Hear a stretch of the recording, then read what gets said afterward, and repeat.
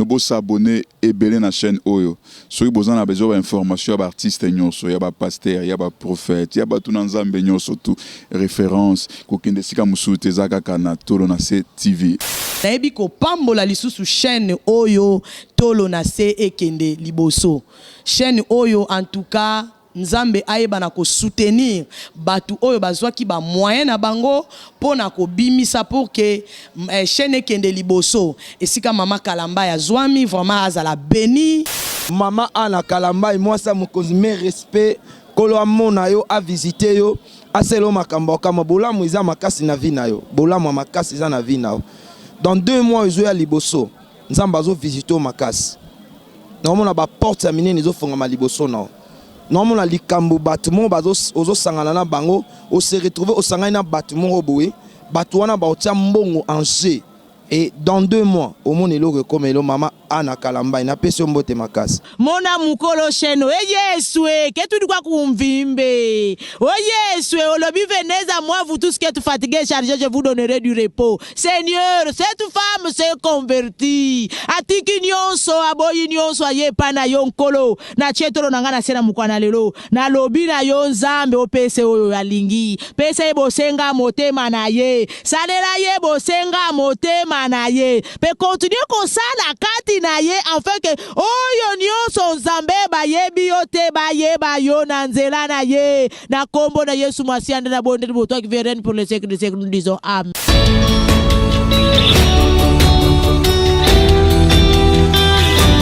Shalom, shalom ba ndeko nyonso baboni na biso ya chaîne na munene to bengo na tolo na TV ya mama na biso ana Kalamba mwasa mokonzi respect lelo to na système ba igwe ka ngezalaka donc autorité ya kibokonzi lelo to lati yango système ba igwe pour te savoir déjà que non mwasa mokonzi azala pe na ba journaliste pe bazala ba konzi sans oublier papa na biso Carlos na pesa moi mingi mbote te million na pesi mbote mingi et pas ya Samuel ndoi nanga o mama ana Kalamba ya bota Samuel Joyce Ozana David ainsi que Josué et bamsou kombo ya papa gibi juste bambongo na ozanga ote Kongo bizalelia na o mona nde bozo santine bozo kota kota na kati ya notre chaîne na biso na bosanité motema ya mutumoko nasi mabaya sans oublier Sandra Djangi na bosanité bateau sur la biso na kata chaîne na biso tolo na CTV chaîne ya munene 100% Jésus miko na pesa ngo kombo to na CTV système ba igwe en tout cas ça bien OK nasi mabaya motema ya Israël monzobe mosakoli ya bikolo ya solo ya makasi nasi ma caméra na moni yemoko Francine Noble kolo machine na technique na réalisation na magamunyo sezane po calamité to longa système ba YouTube to ko ta TNT calamité sans oublier bana nyonso même pour même ya Congo to zelangwa à bras ouvert pour masolo to bana musala nzambe to laksa to excellence na musala nzambe je crois moi temps belé to non mona na te retraite quand to lukaka nkolo. C'est votre humble prophète Samuel Eric qui was a présentateur émission na bino lisu na kati église na bosalte na pesi bana nyonso nga ya molimo France na bosalte na pesi Fabrice Bilele na kati ya États-Unis ainsi que na pesi ko une fois mbote et pas ya moi na ngai de merci couple Géry pasteur na nga Trésor Ngoma Faya na bosalte bana nyonso Nouvelle Alliance Nzambalola apambola bino vraiment makasi. Je crois moi mbote za belé mais to fungola plateau poto sola li solo. En tout cas, pasteur Eric na ozongila yo na papa Chiben na ozongila bino. Plateau za ko fungama to moni mon invité Mikolo bo message pe moi mingi na invité nanga le prophète Israël Monzobe Dinazali Mosali Nanzampe Azali na kata plateau nangande na Yambie. Mbote papa Samuel Eric. Boni. Lelo tena système ba igo ah oui bokonzi autorité donc zambaza na ngamu na biso foto la système bokonzi ndenge mo mama ba ke non mama yemo mwasa mokonzi mama ana Kalamba donc bokonzi ngo des tout ça dit au moins Mikolo to lokoti batolokoti bato nyonso na tozi bokondi na tolo na CTV 100% Jésus. Oh, donc d'abord salutation à maman Anne. Donc ça dit maman Anne a pris ça pouvoir, ça dit 2020 oti ba ni egoeza ya biso donc bokondisa na maboko na bango te comme ngam na biso. Merci beaucoup balani bala na biso na kata chaîne na biso tolo na CTV tozana mon invité que j'aime beaucoup à tout moment tozala atteint to partager ka ningi zalaka papa rythme samu abali. Bon, on a évité ce qui a bali, est-ce que c'est la volonté de Dieu, à pressé ou pas, je sais pas. Mais quand les gens ont m'habité ça bien, mais à bali n'est-ce qu'on a ni, faut que bali nani pour les chrétiens. Rythme ça mo bali Max oyo ba Kofi ba Wera Manix ba Wera ba Kofi auto ça y producteur auto produit faire na ba ndiblo mo acoustique et puis il paraît que Rythme Samo a eu la quatrième femme parce qu'elle a déjà affiancé qui a eu ce pas Rythme Samo. Puis différence entre Yéna Rythme Samo, Rythme Samo a ça mineur parce qu'il y a des majeurs. Rythme Samo est chrétien, mais Manix Yoana il paraît qu'il y a ça Moussa Nzambete et a ça Mopagano. Na yebite bino mérite Nzamba. Maman bon watikela bino ne bobali si moi na pas Mopagano. Te biso bali si moi na te parce que au moins na domaine ali bala papa Eric ezali kamwa choix. Asali choix na ye Manix ne toujours ka frère na so Manix na benge frère pour ne pas mon mbali. C'est-à-dire à cause à païen mais rythme pas ko transformer donc tout est dépendre na bolingo na bango ne ba memelango. Mais là on a ça ga sœur Rite Zara qui asimba ba conseil oyo maman na ye que son âme repose en paix maman Marie Moussa appelle ça qui est conseil. Ba conseil appelle ça qui à retenir yango mais c'est un danger toujours banga makasi par rapport ya ba danger oyo les mboka na biso mais par rapport ya suka ya sort na biso Marie Misamu oyo azaki ndeko na biso dans les seigneurs donc toujours banga makasi atikeli biso mwana mais mwana sali choix na ye ezama ko banga par rapport ya place akeli. Il paraît que maman na épée à Zalaki na producteur na pas Zalaka mobile na ye il paraît maman n'est pas koufaki mais maman nga koufaki mais koufaki na moi malamu te il paraît pas Isaki frappe nzam est-ce que moi na pe kozala ala ni lokola maman na été tondeli wa to na deux dimensions. Première dimension Marie Misamu d'abord attends azaki na bomoi et tant na bomoi azaki na mobile azaki producteur mobile on a mémoire pareti na Angola na ne bakabona papa na rit ne to yoka solo et simbagité et na deuxième dimension peut-être moi na aole kana banzela wana ce qui moi na koleka banzela oyo wana kotala liboso te kotala lobité exala mabe ming makasi mais ce qui moi na ako solliciter nzambe to ako senga volonté nzambe par rapport ya Manix et que azu ba réponse que Manix a mobile ne wana ko za malam mais to za mpe na ko banga par rapport ya vie ya ça on a rit ce qui et ça la mine ça ma pas maman na ye donc c'est que to relebela sur les liens donc mais lien et quoi exister mais il faut quand même une fille sage. Donc to sengi vraiment beaucoup de sagesse et le quoi à s'engager dans kata makambango donc tout ça il a caillé dans nzambe na ye donc minga le bezade et donc ça les riti bongo ezali pressé to ezali ni parce que tant que na Kinshasa abi que nous allons pressé il faut d'abord à valoriser d'abord mémoire ya maman na ye ayemba ba découvrir mais tant a outi kata ba découvrir azali confiné na libala ta ba découvrir maman bali to juste ces années et faut que les diables azarisé les diables azarisé la sœur Rite Misamu azan le rwanda mekatnae donc pour nabiso neti pour ngai particulièrement ils sont engagés dans ngai tant que mobateli paté prophète que je suis donc ezelo au monde ça me pressé de pour ngai il fallait normalement la sœur Rite a la ming na domaine de musique a beta musique a ça au moins honneur ya maman na ye par rapport ya don ozana yango et ngeza malamu donc pour ngai libala paso na sœur Rite Misamu c'est très tôt ils a très tôt makasi ils a vraiment tongo makasi 4h et vous avez 3h30 donc tu éviter pourquoi côte na kata nzela wana est-ce que peut-être cause à la té par rapport à mon niveau à âge et puis à mon niveau là bon na éviter na tout fanal comme domaine ya choix est-ce que chrétienne a roba la païenne.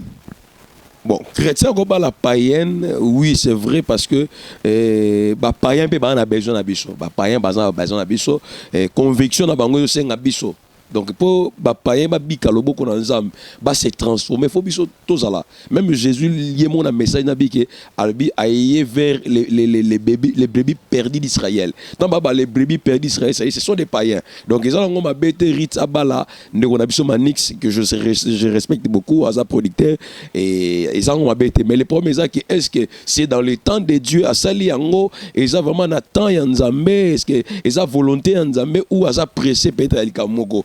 Le soka sali yango vraiment na moment convenable était na moment favorable était et ça ko banga makasi donc ngana so bangela ye et par rapport à âge azanan par rapport à âge azanan azana mona muke Marim Sama Koufi je ne pense pas que Marim Sama Bana Koufi et c'est déjà 10 ans non 10 ans kokité donc azana mona muke pour na biso ngada pese ba flow chance na domaine de musique donc na nzela akei donc total ele non tout à l'heure lobby que non peut-être va pas bazala baza pe na besoin na biso bona bo mais Bible lobby moi si force à la soumise et pas mobile. Si maintenant aujourd'hui maintenant que ekomi makambo o mobile na yesu kwa que non, je vais ça et ça et ça. Maintenant me pas lingi bona bona. Moté maintenant et comme déjà c'est un guerre est-ce que avabala est-ce que ba iba ko sola bien ko bongisa malamu parce que ça n'a pas nzambe. Est-ce que mobile wana kulinga ka rit sur le long nzambe a élevé le rythme makasi est-ce que a rememé ainsi par les tolinga ainsi par les manix c'est ça le problème au moins na ma surtout papa Samuel donc émission na biso vraiment ils émission mon alingago parce que on pose ba question ou ils a ba question vraiment ou ils ont ma réflexion vous savez na kat na mamunion surtout il y a ce qu'on appelle les dialogues au moins na mboka na biso ils ont bongaté ils ont avancé parce que dialogue exacté et puis ce dialogue on est salama et que salama vraiment parce que na mboka nous avons ba orgueillé belé ba orgueillé bazai belé ça dit mon amtana connaissance na ce qui rite parce que là qui dans Manix et que rite expliquait que Manix c'est un chrétien un servant de Dieu qui sert l'Éternel c'est tout à fait normal que azala soumise mais Manix a respecté et direction il y a divine il y a rite donc c'est ça et là les camarades sont là tu éviter le to comme on a bé mais peut-être même soit sur la guimala Manix pas qu'on respecter pour tout le monde peut pas tout musoso pasteur abali païen abali païen mais par après païen a se converti donc nous faisons ali kamwelu solo comme pe mutumoko sœur moko azala chrétien abali pe païen mais tout les gens dépendent d'un dialogue par rapport il y a muto beaucoup de naïe nengeni et bosola qui parce qu'il ne néglige pas le faible commencement naïe bandeli rite aïe bisi Manix parce que na rite nin et le ronier 5 sabango tu éviter rite à l'année intérêt par rapport à la production là on sait pas on se pose toujours des questions Manix à l'année sous moi bosimo pe maman tikila pe rite pété voilà il y a toujours bat on a quand réflexion mais ça mou rite azan biloko maman na tikila Manix za producteur tu éviter le 5 sabango pour to ebi na mboka na biso ba histoire za belé na ko pesa exemple mon papa Samuel ezaki ndeko na biso Mike Kalambai abanda ko bima na sœur na biso Eliane sont tout allé bien Eliane ba guide na famille moko ya bien aux États-Unis bazaki déjà bien une fille bien mais païenne mais peut-être ndeko na biso Mike akinde kuna pour ba intérêt moko bo mais le sukeli bango wapi donc on doit tirer des conséquences. Eliane ndeko na biso Peniel voilà pour Eliane les ndeko na biso Moïse kota pasteur Moïse oh ya solo ezaka ndengona kota ezala bon eza kota Moïse mbi to yebi eza nini eza kota pasteur Moïse mbi alinga Eliane alinga nani alinga Eliane oyo lelo to yebi suite nango ne komela yo zo confirmer ngo confirmer par rapport à histoire ya mboka to yebi ke ba komanga na parquet pasteur Moïse na Eliane donc Peniel Nesco yo bazaki na famille moko ya bien to yebi Mike ya na États-Unis alinga Peniel to yebi te alinga pour na ben intérêt mais toujours tirer ka conséquence to yebi te lobby par rapport ya Rit na Manix na Rit to yebi te le roni et c'est passé na dialogue na bango par rapport ya bolingo na bango on ne sait pas. Oui, bien, on a remarqué le mot Sœur Cynthia, au babeng na combo ya Cindy le cœur. En est oui, mais l'ensemble lelo ya ki na kawana. N'habite, ba sœur, ba fin sa biso ba chrétien, to ba olanda intérêt moko n'habite, ba olanda intérêt à Christ, to ba olanda intérêt ba mbongo. Est-ce que au moins comme s'il y aura danger mon côté un super à des fois biso peut super passer un super des fois peut tu vas pas sérieux te vers bango ne ba oluko ba ki na pas rien habiter ezako tu likamba sérieux ba pasteur ba prophète ba serviteur parce que tout tirer les sons au moment que bazaki mibale bazaki sœur Cindy Cynthia na sœur na biso MG30 mais so tali bien koké na bango ba ke bango mibale mais Jacques se retrouver pas ndongo na biso moko boy mais Cindy a ke papa frère na biso to taka kombo te pour la publicité na bango to zape pour na maman mais na ko tirer les sons ezaki mais jazongeli nzambe C'est-à-dire ceux qui mettent ça sur une place à Kenda qui a trouvé compte, c'est-à-dire qui va bien matériel. Parce que si tout le monde bien, je ne pense pas que si une place à la cause peut être à l'aise, on a bien matériel, mais elle n'est pas dans la paix. À ce moment-là, donc tu tires les conséquences. Au monde, tu tires les conséquences à postérité. Et ça, moutou par rapport à choix par rapport à la direction à l'inga Kende. So de bisco que n'habite par rapport à ndoro na biso rythme sam to ebita olandela manix ay pas na nin et ça mara na bango mibale donc biso to repesa ka conseil parce que na domaine na bolingo papa Samuel ezaka ke orientation conseil batumi bale balingani on ne sait pas na tout autour le soir bolingo na bango to ebite lo ni ba bongisi on ne sait pas est-ce que moi te que non eza un danger moko ya après parce que là on a obanga na tout notre que l'homme de Dieu est-ce que ce qui kamone collé là des fois les na kati église na yo sœur moko a un frère mais c'est frère en gros a parcouru na basi 4 parce que nenga kamone na basi 4 na yo yebité a ko tomber na moi na yo lokola 5e au permettre que na facilité bongo to nebolo bagageno remplacé Vachi par Esther, je ne sais pas moi est-ce que tous les 4 ans sont basés à Vachi.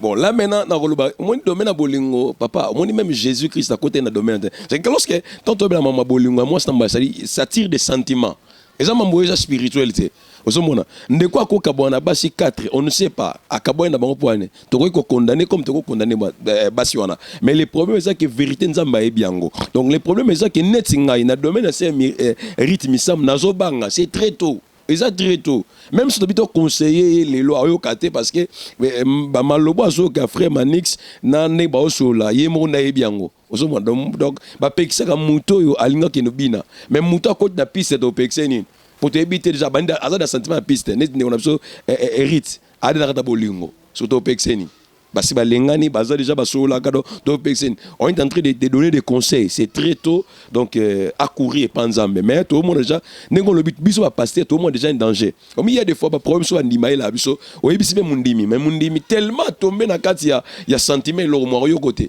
il y a des fois to boudara Saint-Esprit. Il y a des fois de Saint-Esprit. On a les camo lingo ça mais Saint-Esprit doit le boudé parce que vous avez na kata sentiment les camo boy. Donc c'est ça.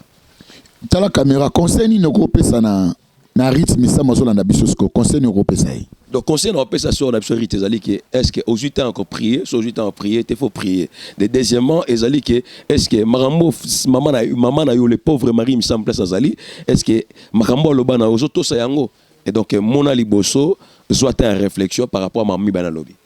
Merci beaucoup, mon ami Bosso. Soit ta réflexion par rapport à Mamie Balé, l'homme de Dialobi, pour notre émission sœur rythme Samu, et ça passe. Maman Anna Kalamba, il y a eu un respect, belé, moi ça me conduit. Quand on a douleur, on a douleur, puis on a douleur. Ok, merci beaucoup, l'homme de Dieu. Na deuxième question, par rapport à Osegini. Donc, on a senti déjà que la deuxième question, et ça peut être maman naebi. Donc, on a maman prophète. Pour naebi que yango neza à la page. Donc, naebi so eza yango. En tout cas, aux âmes d'un prophète quand nous le bien solo, les lots naebi te profession yo. Et moi ça moi passe. Prophète on peut sabato même match score à match. 40 appels, 40 malamoko ba prophétie. Na ebité. Nzamba ngozaka au fond le téléphone maman réseau yé. Nzamba ngozaka biloba kaka biso pe ba prophète. Hein mon nzobe. Yo pe ya kabongo? Tenga ya kabongo te. Ngapene ya kabongo te, ngapene ya kabongo. Nous répondons à deux dimensions. Première dimension, ezali que un prophète c'est un messager de Dieu. La deuxième dimension, c'est que même tout dans la Bible, papa, tout est dans la Bible. Hein, au moment que de Genèse jusqu'à Malachi. Et ce qui wana, il y a 3 feuilles vides. La 3e feuille n'est pas commis Nouveau Testament. Ne ou le qui si feuille wana ya Matthieu. Yo asi bazanga mambaroloba. Mambaroloba zalaki. Mais de Malachi à Matthieu, Dieu ne parlait pas. Nzambaloba s'il y a un problème. Et puis tout le bien mamboné c'est Moussako au prophétie mon match. Nandimi ote. Dédé au prophétie mambo ba winé. Na ondimo te pesa ba jeu d'hasard. Ba loto. Et ça ba jeu d'hasard. De troisièmement, Donc ça dit nzambe nenga za bwazangi lo sala. Donc obani bena appel numéro 1 maman Sandra bengi. Olobi maman Sandra appel numéro 1 maman Nasima Baya bengi. Donc obandi ko loba do tinda na 20e personne nzambe azangi maman sala. Donc nzambe azangi maman sala abana loba maman bat. Ça dit eza archi faux et na troisième dimension faut de comprendre que nous sommes au temps de la fin où Bible lobi na biso il y aura tant de prophètes au bakoya au nom de Jésus-Christ. Mais eloko ko déterminer bango eza misala na bango. Misala bango ne ko déterminer oyo bazali ba fruit na bango ba pesa biso. Donc makambo ba prophète za mamtoko le bela na TVT. Et puis on landé d'abord ba vie ya bande ko ngo mona parcours na bango eza limité. Ba na histoire complète. Okotanga ba komona soki oza histoire complète. Denlis. Ana histoire complète. Ndeni. Pa buda ba pasteur nyos. Tanga suko mosu. Sonika foot. Azana. Asa évangéliste. Na ba prophète. Mo pasa kola. Te arosa kolate. Arosakolate. Sur le domaine dans le domaine il y a les sakoli. Dans le domaine, c'est-à-dire un messager parle de la part du Seigneur, il peut aussi, c'est-à-dire quand on parle de la part du Seigneur, tu es en train de prophétiser. Néma. Néma aza prophète, nandima aza prophète nzambe. Solo. Parce que azana parcours, papa na ya azali parle de son père. Muto ko tangelinga neti prophète otanga eli boswana. Denlis. Otanga eli boso yewana. Andima na ba enete. Bato ya kuti na évangile andima bangote. Mais surtout dans la Bible, au moment que prophète azondima oyo, oyo kuna azondima oyo, parce que bazan nzambe moko. Mais tant on ndima na tese doit banzambe différent.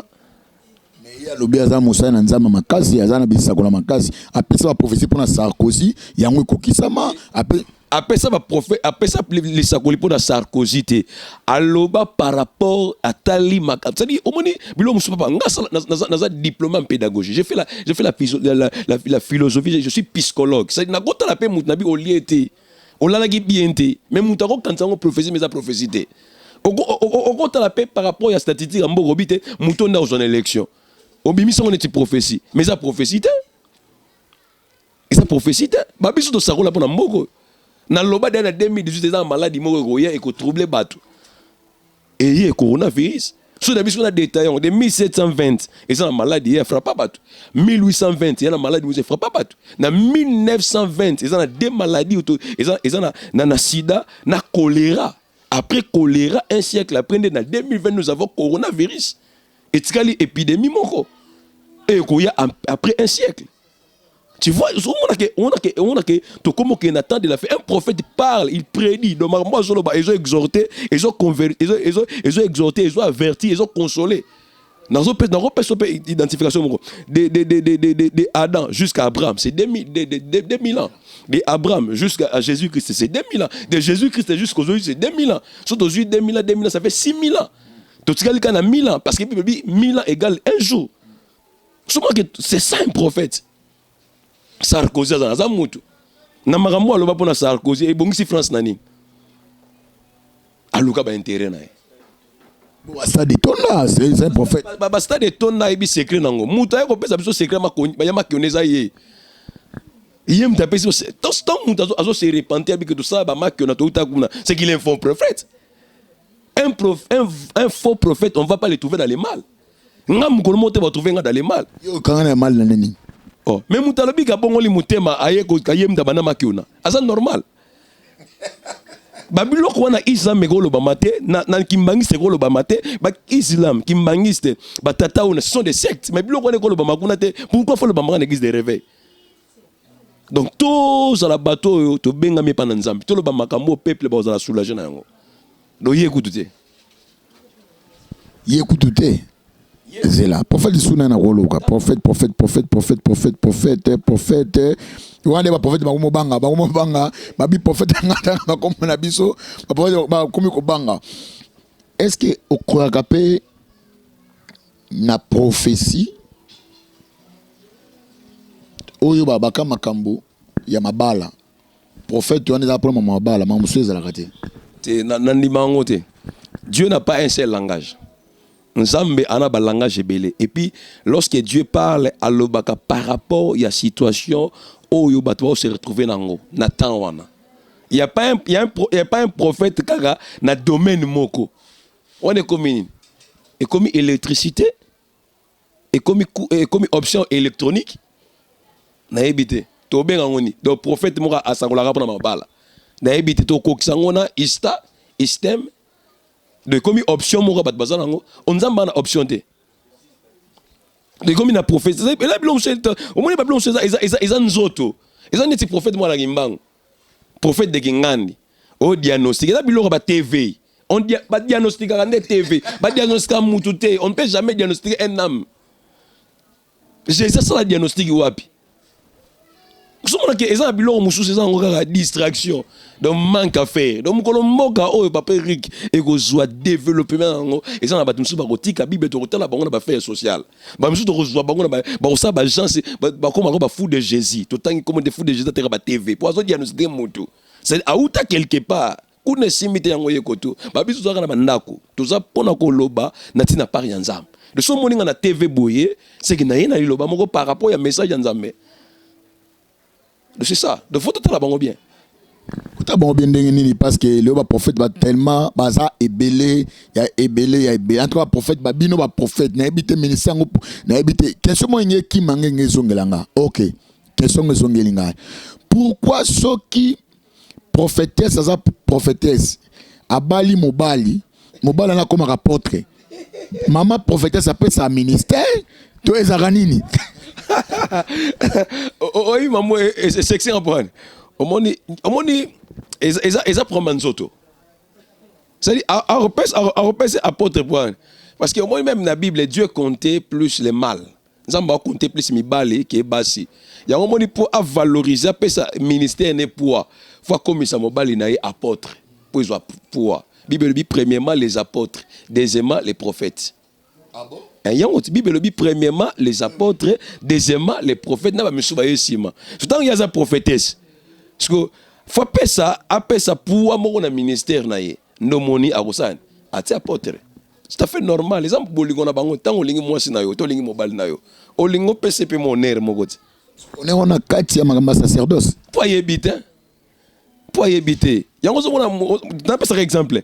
Mutu moko mi yebite albi 100 jours ya jeûne mais 100 jours ya jeûne wana ba moni ligola jeep Jésus a sali 40 jours mais yo sali 100 jours papa tous sont sur l'aspect normal 100 jours ya jeep ata yo nengo zabu so na ebite makasi yango 100 jours ya jeûne oli raté au telemi ligola jeep pour le biso nini Dieu c'est Dieu qui a créé la médecine o melanga ba mili ki no sala makamno nengo zo sala. Mais ils sont regrettables par rapport à Déborah na ibité so batanga ba Bible. Faut batanga ba Déborah, ba imiter quand même ba vie ba ndeko ba Déborah, ba msu bazanga ba Bible, c'est ça. Pourquoi ba prophète belé bazana ba perte? Ba prophète belé bazana ba perte parce que ba outil dans le faux. Un véritable prophète. Tous aurait exemple dans la Bible. Moutouro la Samuel, il est prophète. Il est un grand prophète majeur dans Israël, mais il avait un père. La Bible dit lorsque Nzamba benga Samuel qui n'est pas Élie. Et Élie n'a affecté Samuel. Alors cette fois-ci l'Éternel me voici. Obiso ba vie na biso eza par rapport à la Bible. Mais ceux qui prophètent moi en a perté arose na ngamba Satan parce que Satan na tatate parce que ni yara tata na ye. Tata na c'est notre Dieu.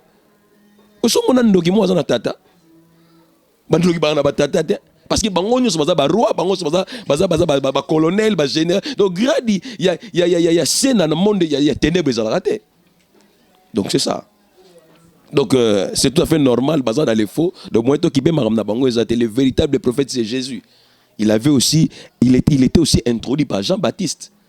Donc c'est ça biso za ba prophète tout dans ba père na biso, c'est tout à fait normal tout dans ba honneur ba père na biso. Je sais que papa Samuel tu as un père, moi j'ai un père, nous avons des pères. Ce sont mon prophète d'abo ya tata c'est que faut ozoyer li banda ya marambo parce que mutuloko la Samuel il avait un père, son père c'est Élie, le prophète.